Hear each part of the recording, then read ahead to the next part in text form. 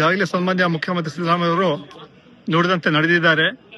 ಸರ್ಕಾರದಲ್ಲೂ ಮತ್ತು ಪಕ್ಷದಲ್ಲೂ ಕೂಡ ಪಕ್ಷದ ವರಿಷ್ಠರು ಅವ್ರಿಗೆ ಏನು ಹೇಳಿದ್ರು ಅದ್ರ ಪ್ರಕಾರ ನಡ್ಕೊಂಡು ಇವತ್ತು ರಾಜೀನಾಮೆ ಕೊಟ್ಟಿದ್ದಾರೆ. ಈಗಾಗಲೇ ಒಂದು ವರ್ಷ ಹೇಳ್ತಾ ಇದ್ರು, ಮುಖ್ಯಮಂತ್ರಿಗಳು ಹೇಳ್ತಾ ಇದ್ರು, ರಾಹುಲ್ ಗಾಂಧಿ ಅವರು ಹೈಕಮಾಂಡ್ ಏನ್ ಹೇಳಿದ್ರು ಅದನ್ನ ಮಾತು ನಾನು ಕೇಳ್ತೀನಿ, ನನಗೆ ಅವಕಾಶ ಮಾಡಿಕೊಟ್ಟಿದ್ದಾರೆ, 8 ವರ್ಷ ಮಾಡಿಕೊಡಿ ಮಾತನ್ನ ಹೇಳಿದ್ರು. ಆದ್ರೆ ಇವತ್ತು ನಡ್ಕೊಂಡಿದ್ದಾರೆ. ಕಾಂಗ್ರೆಸ್ ಪಕ್ಷ ಶಿಸ್ತಿನ ಪಕ್ಷ.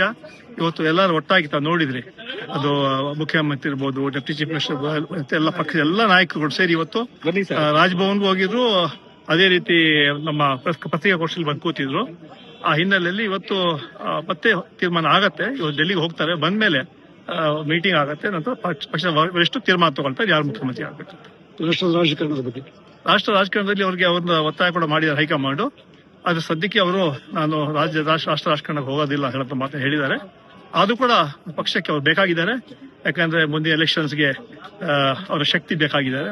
ಹಿನ್ನೆಲೆಯಲ್ಲಿ ಅವರಿಗೆ ಅವರು ನಾನು ಆಕ್ಟಿವ್ ಆಗಿದ್ದೀನಿ ಹೇಳೋ ಮಾತನ್ನು ಈಗಾಗಲೇ ಹೇಳಿದ್ದಾರೆ. ಯಾವ ಕಾರಣಕ್ಕೆ ರಾಜಕಾರಣ ದೂರ ಇರಲ್ಲ, ಹೋರಾಟಗಳು ಮಾಡ್ತೀವಿ. ಯಾವ ಕೋಮೋದಿ ಶಕ್ತಿಗಳ ವಿರುದ್ಧ ಹೋರಾಟ ಮಾಡ್ತೀನಿ, ಸಂವಿಧಾನ ವಿರುದ್ಧ ಶಕ್ತಿಗಳ ಕೂಡ ನಾನು ಹೋರಾಟ ಮಾಡಿದ್ದೀನಿ ಅಂತ ಮಾತನ್ನ ಇವತ್ತು ಅವ್ರು ಹೇಳಿದ್ದಾರೆ. ಅದಂತೆ ನಡ್ಕೊಳ್ತಾರೆ.